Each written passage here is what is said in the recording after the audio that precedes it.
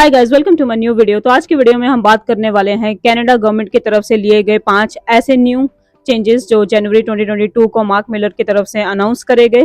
तो ये रूल्स काफी इफेक्ट कर सकते हैं आपके डिसीजन को, अगर आप सोच रहे हो कनाडा में आने की, या फिर आप ऑलरेडी कनाडा में रह रहे हो, या फिर आपके जो स्पाउस हैं उनका अभी वर्क परमिट अप्रूव नहीं हो और वो अभी भी इंडिया में है और आप यहाँ कनाडा में रहते हो। तो उन सब के लिए ये वीडियो काफी हेल्पफुल है, क्योंकि काफी मिस इन्फॉर्मेशन है इंटरनेट में उन चीजों के बारे में कि कब से ये रूल अप्लाई हो रहे हैं, क्या एग्जैक्टली ये रूल्स हैं और कौन कौन एलिजिबल है और कौन कौन इस कैटेगरी के अंडर फॉल करेगा और नहीं करेगा। तो ये वीडियो उन सब के लिए है जिन्होंने ऑलरेडी अपनी फाइल्स लगा चुकी हैं मई इनटेक के लिए, जनवरी इनटेक के लिए, या फिर सितंबर इनटेक की ऑफर लेटर आपके पास ऑलरेडी है, या फिर आप ऑलरेडी कनाडा में रह रहे हो, वर्क परमिट पे हो या स्टडी परमिट में हो। लोगों को क्लैरिटी नहीं है इन रूल्स के बारे में, तो मैंने सोचा एक डिटेल वीडियो एक बिल्कुल आसान भाषा में आप लोगों के लिए बनाई जाए ताकि आपके लिए हेल्पफुल रह सके अंडरस्टैंड करने के लिए कि क्या है ये न्यू अनाउंसमेंट्स। तो हम स्टार्ट करेंगे। सबसे पहले है जो बड़ी अनाउंसमेंट करी गई है वो है कैप ऑन स्टडी वीजास।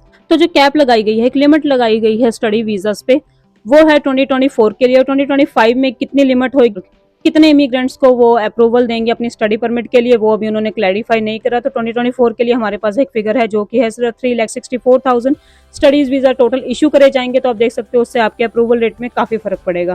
तो ये एक बड़ी अनाउंसमेंट है और इसके रीजन एक नहीं है, इसके काफी रीजन है।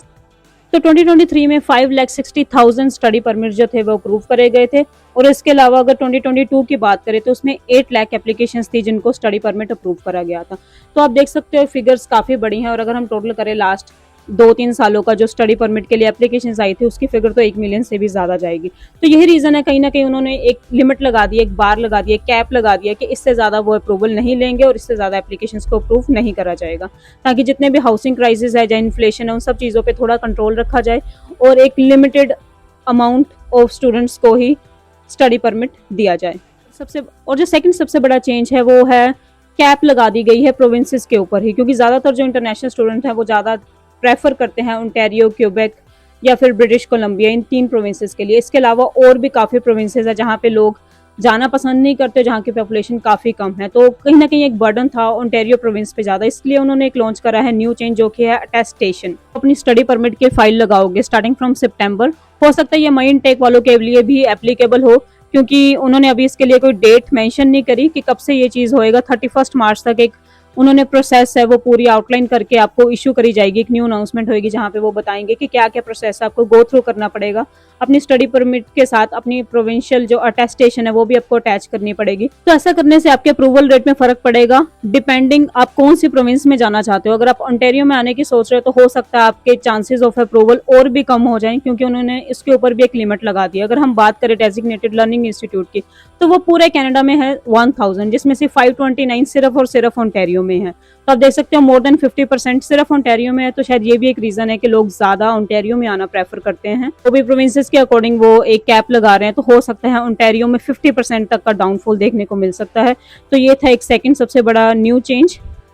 तो जो तीसरे सबसे बड़ी अनाउंसमेंट करी गई है वो है related to the private colleges, या फिर जो सेमी पब्लिक कॉलेजेस होते हैं, या फिर वो कुछ ऐसे कॉलेजेस जिन्होंने अपनी कोलैबोरेशन करी होती है पब्लिक कॉलेजेस से और एक बिल्डिंग में अपने छोटा सा कॉलेज खोला होता है, जिनका सोलली पर्पस है सिर्फ इमिग्रेंट से पैसे लेना और उनकी क्वालिटी ऑफ एजुकेशन बिल्कुल पुअर होती है। तो ऐसे कॉलेजेस को उन्होंने अपनी लिस्ट से रिमूव कर दिया। यानी कि अगर आप किसी भी प्राइवेट कॉलेज में या फिर जो कोलैबोरेशन करी हुई है जिन्होंने पब्लिक कॉलेज से, यानी कि पब्लिक कॉलेज का एक नाम यूज करके उन्होंने अपने छोटे छोटे कैंपसेस बनाए हुए, तो अगर ऐसे किसी भी कॉलेज में आप एडमिशन लेकर आओगे तो आपको पोस्ट ग्रेजुएट वर्क परमिट जो कि 3 साल का दिया जाता है 2 ईयर कोर्स के बाद, तो वो आपको नहीं मिलेगा। तो मेक श्योर जब आप अप्लाई करो अपने स्टडी परमिट के लिए तो आप अपना एक बार कॉलेज को चेक जरूर कर लेना कि क्या वो पब्लिक कॉलेज है, कैनेडियन पब्लिक कॉलेज है, या प्राइवेट कॉलेज है, या फिर कोलैबोरेशन करी हुई है सिर्फ पब्लिक कॉलेज से। तो इसके लिए आपको एजेंट वगैरह से पूछने की भी जरूरत नहीं है, आप खुद इंटरनेट पे उनकी लिस्ट को चेकआउट कर सकते हो। जितने भी डेजिग्नेटेड लर्निंग इंस्टीट्यूशंस हैं उनकी लिस्ट आप खोल सकते हो। जैसे ही आप कॉलेज का नाम टाइप करोगे उसकी लोकेशन देख के आप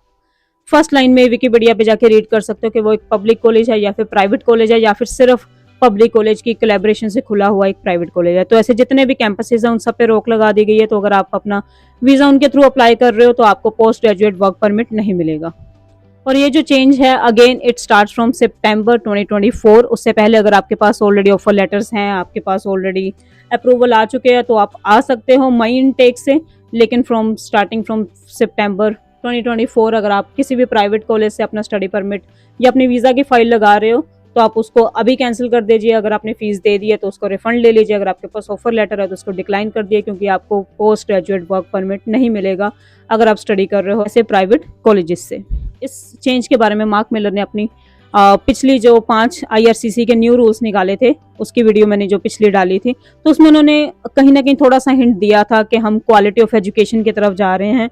तो वहां से थोड़ा थोड़ा हमें हिंट मिला था कि कुछ ऐसा रूल आ सकता है जहां पे प्राइवेट कॉलेजेस के ऊपर थोड़ी रोक लगाई जाए, और कहीं ना कहीं ये चीज़ काफ़ी ज़रूरी थी, क्योंकि क्वालिटी ऑफ एजुकेशन जो थी कनाडा की वो कहीं ना कहीं कॉम्प्रोमाइज़ हो रही थी। लोगों का एक जस्ट वे था स्टडी परमिट के थ्रू ऐसे छोटे से कैंपसेस में जहाँ पे ना कि स्टडी हो रही है, जहाँ पे वो ना स्टडी करवाते थे बल्कि जानबूझ के बच्चों को कई सेमेस्टर्स में फेल भी कर दिया जाता था, और उसके बाद उनको रीअपेयर होना पड़ता था एग्जाम में, जिसकी फीस अगर आप एक सब्जेक्ट में भी रह जाते थे तो वो $2000 तक आपको फीस चार्ज करते थे। तो उनका सोलली पर्पस क्वालिटी एजुकेशन नहीं, सिर्फ आपसे पैसे बनाना था। तो ऐसे कैंपसेस पे रोक लगा दी गई है। तो अगर आप अपनी न्यू एप्लीकेशंस कनाडा के लिए अप्लाई कर रहे हो तो मेक श्योर आप सिर्फ अपने एजेंट की ना सुने, आप खुद चेक करें। वो एक कैनेडियन पब्लिक कॉलेज होना चाहिए, एक कैंपस होना चाहिए जिसमें आप अपनी एप्लीकेशन लगा रहे हो। उसके बाद जो सबसे बड़ी अनाउंसमेंट करी गई है वो है no work permit to spouse. तो होता क्या, अगर आप कनाडा में रहते हो और आपका स्पाउस जो है वो अभी भी इंडिया में है, तो आप उनके ओपन वर्क परमिट के लिए अप्लाई करते थे और आप उनको भी कनाडा में बुला सकते थे अपने स्पाउस को। तो इसके ऊपर भी कनाडा ने रोक लगा दी है, यानी कि अब आप अपने स्पाउस को ओपन वर्क परमिट पे नहीं बुला सकते।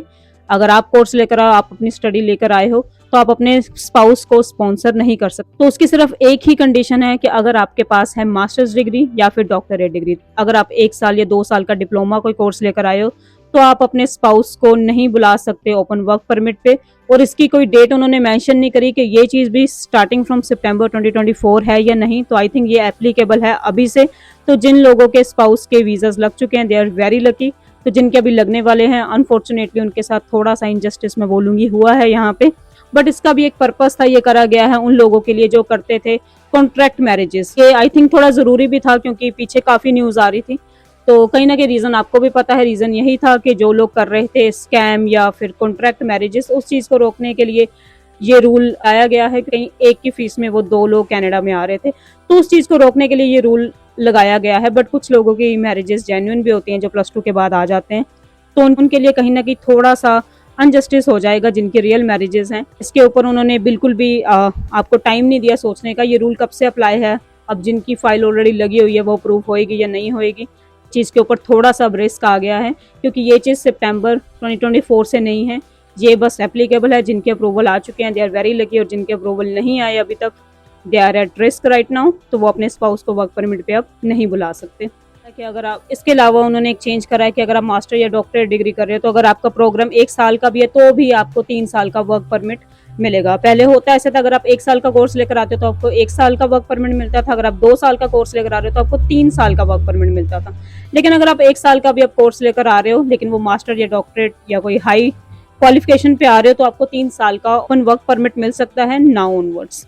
तो गाइज ये थी कुछ अनाउंसमेंट जो मार्क मिलर की तरफ से करी गई आने वाले टाइम के लिए इमिग्रेशन प्रोसेस पे एक थोड़ी सी रोक लगाने के लिए। ऑलरेडी उन्होंने GIC को डबल कर दिया था, बट इसके बाद फिर ये न्यू रूल, तो ये जो न्यू रूल्स उन्होंने अनाउंस करे हैं ये है एक टेम्परेरी पॉलिसी जो कि एप्लीकेबल है फॉर अपकमिंग 2 ईयर्स। तो 2 ईयर्स के बाद वो इसको चेंज कर सकते हैं।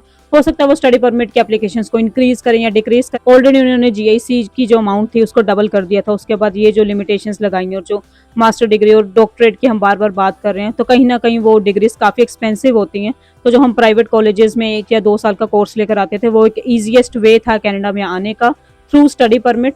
तो कहीं ना कहीं अब ये काफ़ी डिफिकल्ट बन चुका है। सेकेंडली ये काफ़ी एक्सपेंसिव भी बन चुका। तो उसके बाद जो आपकी PR की प्रोसेस है उसको भी काफ़ी डिफिकल्ट करा। अगर आप एक्सप्रेस एंट्री का स्कोर देखोगे तो वो आज की डेट में 500 से भी ऊपर जा रहा है। तो कहीं ना कहीं काफ़ी डिफिकल्ट कर दिया। कनाडा आना इतना आसान नहीं रहा जो पिछले कुछ 4-5 सालों में या पिछले जो 2-3 सालों में होता था। यूनिवर्सिटी में या बड़ी एक पब्लिक कॉलेज में मास्टर डिग्री करना या डॉक्टरेट करना इज़ नॉट दैट इजी। वो एक्सपेंसिव भी है, उसके ऊपर आपकी GIC भी डबल है, फिर आपको PR की भी अगर गारंटी नहीं मिल रही और आपके स्पाउस पे भी लिमिट लगाई जा रही है। तो कहीं ना कहीं काफ़ी डिफिकल्ट है। आने वाले टाइम में एक शार्प डिक्लाइन देखने को मिल सकता है जितनी भी स्टडी परमिट की एप्लीकेशंस हैं। तो इससे एक पॉजिटिव होप ये भी है, अगर उन्होंने स्टडी परमिट को थोड़ा सा लिमिट कर रहा है तो हो सकता है जो परमानेंट रेजिडेंसी की एप्लीकेशंस हैं उसमें वो थोड़ा सा इंक्रीज करेंगे, उसको थोड़ा इजी करेंगे, क्योंकि जो लोग ऑलरेडी यहाँ कनाडा में रह रहे हैं ऑलरेडी पिछले 1-2 साल इन्वेस्ट कर चुके हैं, तो उनको परमानेंट रेजिडेंसी में थोड़ी हेल्प वो करेंगे, ऐसा मेरा मानना है। फिलहाल के लिए गाइस इतना ही, देखते हैं उसके अलावा वो कनाडा में और क्या न्यू अनाउंसमेंट्स लेकर आते हैं। जैसे भी कोई भी न्यू अपडेट आएगी, I keep you updating. I hope आपको वीडियो अच्छी लगी हो, हेल्पफुल लगी हो। अगर आपको वीडियो अच्छी लगी तो वीडियो को लाइक जरूर करना, कमेंट करके बताना। अगर आपको अभी भी कोई भी डाउट है तो I clarify all your doubt in my comment section. और वीडियो को ज्यादा से ज्यादा शेयर करना उन लोगों के लिए जो कनाडा में आने की सोच रहे हैं, या फिर ऑलरेडी जो कनाडा में रह रहे हैं, या फिर जिनके स्पाउस जो भी इंडिया में है। आई होप आपको वीडियो अच्छी लगी हो guys. I will see you in the next video. Thanks for watching.